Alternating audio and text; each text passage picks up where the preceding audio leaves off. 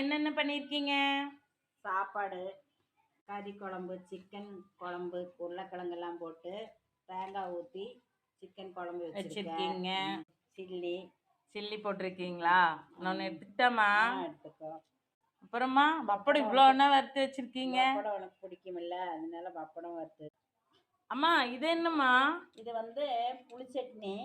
கறி குழம்புக்கும் இந்த புளிச்சட்னிக்கும் சாப்பாட்டுக்கும் சூப்பராக இருக்கும். நல்லா சாப்பாடு இறங்கும், நல்லா சாப்பிடுவோம்.